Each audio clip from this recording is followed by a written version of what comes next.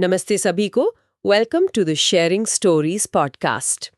In this channel, we discuss books. Today we have Aflatun by Gyanesh Sahu. मुझे लगता है कि आज की जो हमारी ये चर्चा है ना, ये काफ़ी दिलचस्प होने वाली है। मतलब ज़रा कल्पना कीजिए कि किसी दिन अचानक ये पता चले कि घर के एक कोने में चुपचाप बैठकर बिजली का बिल भरने वाले, हाँ, और ईएमआई का हिसाब लगाने वाले। बिल्कुल वही, हमेशा थके हुए दिखने वाले एक आम पिता का भी कोई ऐसा अतीत रहा है जो किसी ब्लॉकबस्टर फिल्म से कम नहीं था। अरे वाह, ये तो सच में एक बहुत ही विजुअल सी बात हो गई। है ना? एक ऐसा अतीत जहां बेवकूफियां थीं, टूटकर प्यार करना था, भयानक गलतियां थीं और बड़े-बड़े सपने भी थे। तो आज हम जिस कहानी की गहराइयों में उतर रहे हैं, वो कोई दूर आसमान की फैंटेसी नहीं है, बल्कि हमारे ही घरों के ड्राइंग रूम की कहानी है। जी बिल्कुल। ये ज्ञानेश साहू द्वारा लिखी गई किताब अफलातून है, जिसका मुख्य किरदार अनुराग है। और इस चर्चा का मिशन सिर्फ एक कहानी सुनाना नहीं है, बल्कि ये देखना है कि कैसे एक आम भारतीय युवा का मोहभंग और उसका संघर्ष हम सबके जीवन का आईना बन जाता है। सही कहा आपने। और इस पूरी किताब को अगर एक बड़े परिदृश्य में रखकर देखा जाए ना, तो ये सिर्फ एक कमिंग ऑफ एज यानी एक लड़के के बड़े होने की साधारण सी कहानी भर नहीं रह जाती। अच्छा, तो फिर इसे और किस नजरिए से देखा जा सकता है? ये दरअसल भारत के उस वर्ग का मनोवैज्ञानिक दस्तावेज है जिसे हम रेस्टलेस मिडिल क्लास कहते हैं। बेचैन मध्य वर्ग। हाँ, बिल्कुल, बेचैन मध्य वर्ग। Bring your book to life with AI.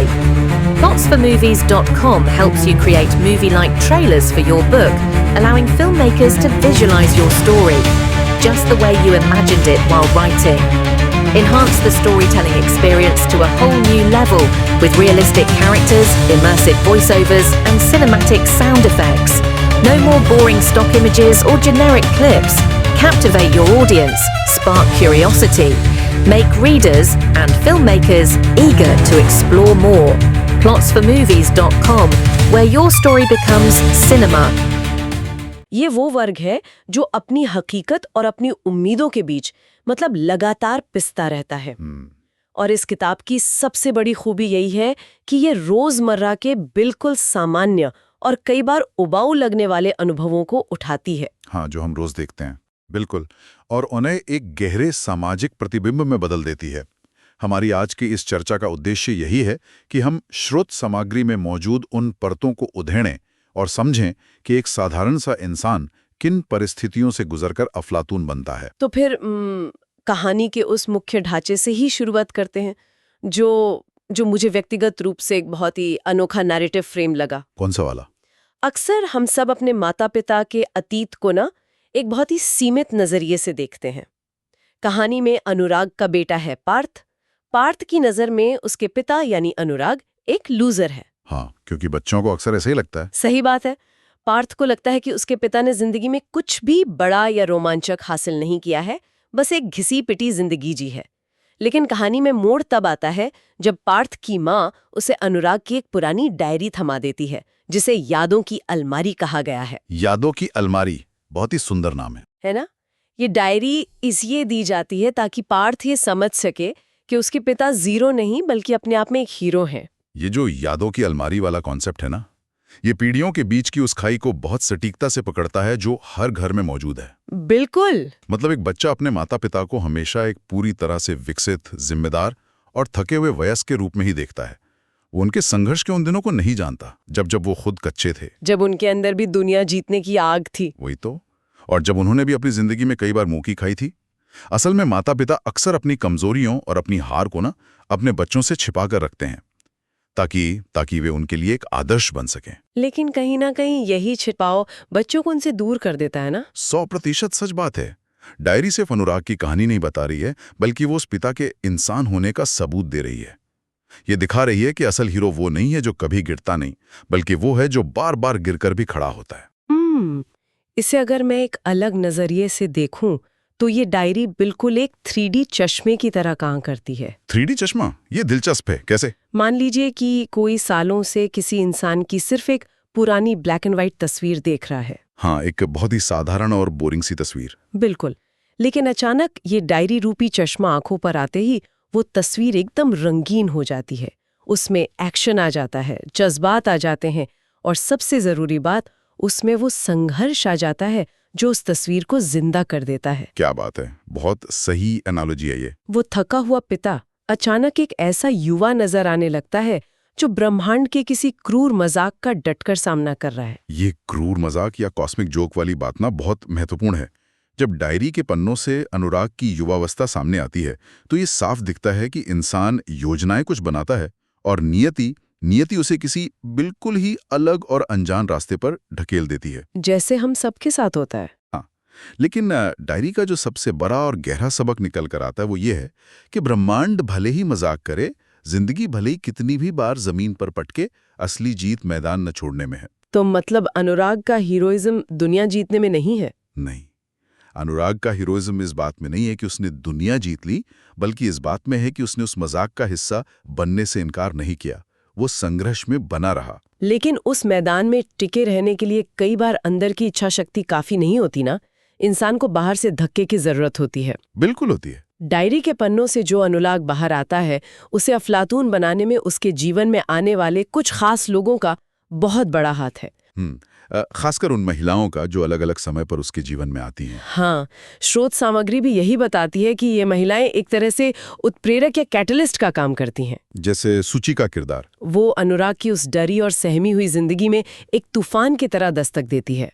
लेकिन तूफान का काम सिर्फ चीजें बिखेरना नहीं होता ना। कई बार जब हवाएं एक जगह ठहरकर दम घुटू हो जाती हैं तो उस रुकी हुई हवा को साफ करने के लिए एक तूफान की ही जरूरत होती है। सही बात है। सूची का किरदार अनुराग के उस बनाए हुए कंफर्ट जोन को चकनाचूर कर देता है जिसमें वो छिप कर बैठा था।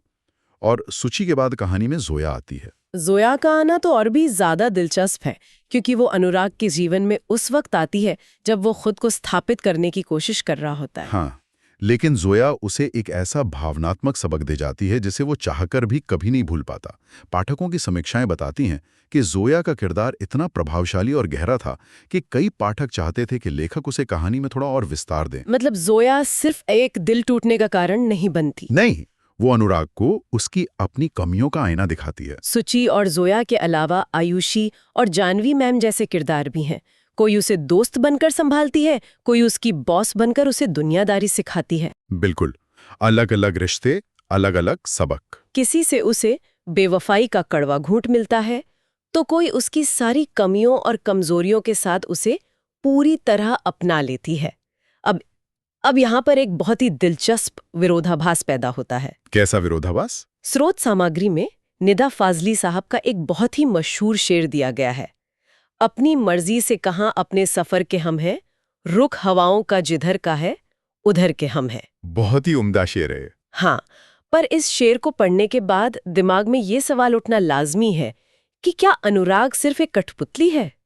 क्या वो सिर्फ एक ऐसा पत्ता है जो इन महिलाओं के आने जाने और जिंदगी की घटनाओं की हवाओं के साथ बस बहता जा रहा है? ये सवाल तो उठता है। तो क्या उसकी अपनी कोई एजेंसी या कोई अपनी इच्छा शक्ति नहीं है? देखिए, इस शेर को सिर्फ कठपुतली होने के अर्थ में लेना ना एक बहुत ही सतही नजरिया होगा। यह सच है कि परिस्थितियां हमारे हाथ में नहीं होती, हवाओं का रुख हमारे नियंत्रण में नहीं होता। हाँ, वो तो है। लेकिन हमारा व्यक्तित्व, हमारा चरित्र अकेले किसी शून्य में नहीं बनता। ये उन लोगों की प्रतिक्रियाओं से गढ़ा जाता है जो हमारे आसपास होते हैं। जिन लोगों ने अनुराग को धोखा दिया, उन्होंने उसे सतर्क होना सिखाया। और जिन्होंने साथ निभाया, उन्होंने उसे फिर से भरोसा करना सिखाया। इसलिए अनुराग कोई कठपुतली नहीं है, बल्कि वो मिट्टी का एक ऐसा लोंदा है जो हर अनुभव के साथ एक नया आकार ले रहा है। मतलब वो खुद को ढाल रहा है। बिल्कुल, वो उन हवाओं से लड़कर अपने पैरों को जमीन पर टिकाए रखने का जो संघर्ष कर रहा है, वही उसे गढ़ रहा है। वो घटनाओं के साथ बह जरूर रहा है, लेकिन वो हर घटना से एक सबक भी निचोड़ रहा है। ये देखना बहुत दिलचस्प है कि वैलिडेशन या खुद को साबित करने की ये जो बेचैनी है ना, ये सिर्फ अनुराग की भावनाओं या उसकी लव लाइफ तक ही सीमित नहीं रहती। हाँ, ये उसकी पूरी जिंदगी पर असर डालती है। यही बेचैनी सीधे उसके करियर के फैसलों में भी घुसपैठ करती है।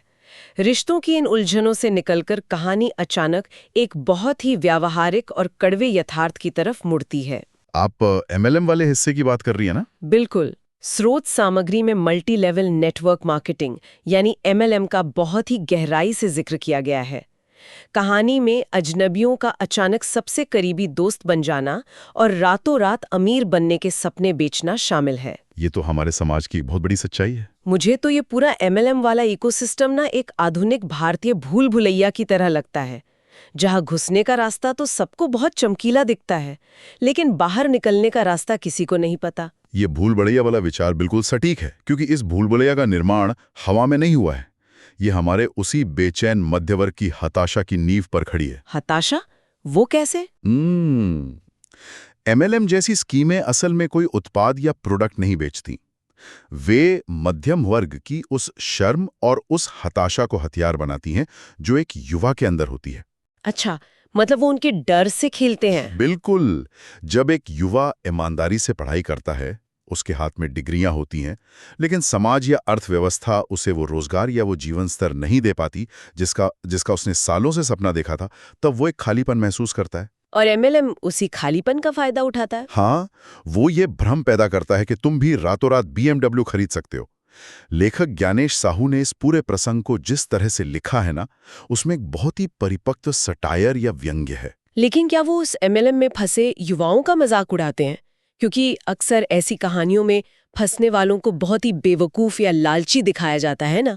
नहीं, और यही इस लेखक की सबसे बड़ी सफलता है। वो MLM के पूरे ढांचे पर एक तीखा व्यंग्य जरूर करते हैं, लेकिन वो उन युवाओं के प्रति एक गर्माहट और सहानुभूति भी बनाए रखते हैं। ये तो बहुत अच्छी बात है। हाँ, वो ये दिखाते हैं कि इसके पीछे सिर्फ लालच नहीं है, बल्कि एक बहुत ही भोलापन और सिस्टम से मिली हुई निराशा है। हर वो इंसान जो उस भूल भुलैया में फंसा है, वो दरअसल अपने परिवार की आर्थिक स्थिति बदलने का एक हताश प्रयास कर रहा है। और शायद इसीलिए पाठक किताब के हर पन्ने से जुड़ा रहता है, क्योंकि हर नई घटना के साथ कहानी धीमी पड़ने के बजाय जिंदगी की एक नई और कड़वी सच्चाई सामने लाती है। बिल्कुल सही कहा। कहानी और किरदारों से थोड़ा पीछे हटकर अगर हम उस व्यक्ति पर नजर डालें जिसने इस पूरी दुनिया को रचा है, तो लेखक ज्ञानेश साहू का अपना बैकग्राउंड भी इस कहानी को एक खास रंग देता है। हाँ, उनका बैकग्राउंड काफी दिलचस्प है। स्रोत के अनुसार वो स्टील सिटी भिलाई से आते हैं और पेशे से एक IT कंपनी में बिजनेस एनालिस्ट हैं। मुझे लगता है कि उनका ये जो बैकग्राउंड है ना, भिलाई जैसी एक औद्योगिक जगह से होना, जहां मध्यवर्गीय मेहनत और कारखानों की सायरन के बीच जिंदगी चलती है। हाँ, और फिर IT सेक्टर के कॉर्पोरेट ढांचे में काम करना। बिल्कुल यही वो चीज है जो इस कहानी में इतना यथार्थ भरती है। एक तरफ वो इंसान दिन भर डेटा और नंबर्स का विश्लेषण करता है, और दूसरी तरफ वो इंसानी भावनाओं और किरदारों की उलझनों को सुलझाता है। ये एक बहुत ही शानदार संतुलन है। भिलाई अपने आप में भारत के उस कामकाजी मध्य वर्ग का प्रतीक है, जहां सपने सीमित होते हैं लेकिन मेहनत असीमित। क्या बात है, सपने सीमित और मेहनत असीमित। जी, और ज्ञानेश साहू का ये अनुभव उनकी लेखन यात्रा में साफ दिखाई देता है। अगर हम उनकी पिछली किताबों को देखें तो उनकी पहली किताब start a startup from start पूरी तरह से एंटरप्रेन्योरशिप और बिजनेस के व्यावहारिक पहलुओं पर थी। और उनकी दूसरी किताब? उसके बाद उन्होंने गूगली लिखी, जो स्कूल और कॉलेज की जिंदगी के इर्द गिर्द घूमती है और जिसे छात्रों द्वारा शोध के लिए भी चुना गया है। अच्छा, ये तो बहुत बड़ी उपलब्धि है। हाँ, और अब ये तीसरी किताब अफलातून है। स्रोत सामग्री में दी गई समीक्षाओं के अनुसार पाठकों और समीक्षकों का ये स्पष्ट मानना है कि गूगली के मुकाबले इस उपन्यास की भाषा, बुनावट और शिल्प में बहुत बड़ा सुधार हुआ है। और संवाद भी काफी सहज है शायद। बिल्कुल, संवाद बहुत ही सहज और सरल रखे गए हैं। सहज और सरल होना एक खूबी तो है, लेकिन स्रोत सामग्री में मौजूद एक साहित्यिक समीक्षा ने एक बहुत ही तीखी आलोचना भी की है। अच्छा, वो क्या? समीक्षक का कहना है कि कहानी के ट्रीटमेंट में कुछ गंभीर कमियां रह गई हैं। कई मौकों पर जब कहानी को गंभीर होना चाहिए था, जब किरदार किसी बहुत बड़े सदमे या धोखे से गुजर रहा था, तब कहानी अचानक बहुत हल्की हो जाती है। मैं समझ रहा हूँ आप किस तरफ इशारा कर रही हैं। किरदारों के मन के भीतर जो युद्ध चल रहा होता है ना, जिसे इनर कॉन्फ्लिक्ट या मन की उलझने कहते हैं, उसे पर्याप्त विस्तार नहीं दिया गया है। कहानी में एक ठहराव की कमी है। किरदार रुक कर अपनी तकलीफ को महसूस नहीं करते, बस आगे बढ़ जाते हैं।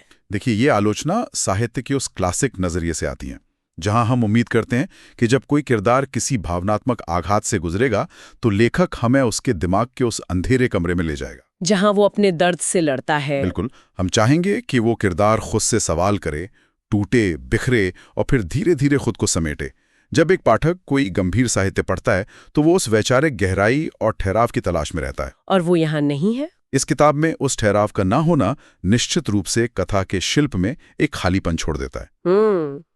यहाँ पर मेरे दिमाग में ना एक बिल्कुल अलग विचार आ रहा है। बताइए। साहित्यिक नजरिए से ठहराव की कमी को एक खामी माना जा सकता है, लेकिन क्या ऐसा नहीं हो सकता कि ये जो जल्दबाजी है, ये जो किसी दुख पर रुककर आंसू न बहाने की आदत है, यही आज के हमारे समाज की सबसे बड़ी सच्चाई हो? अरे ये तो सोचने वाली बात है। आज के इस सुपर फास्ट, इंस्टेंट और रील्स वाले दौर में किस युवा के पास ठहरने का समय है?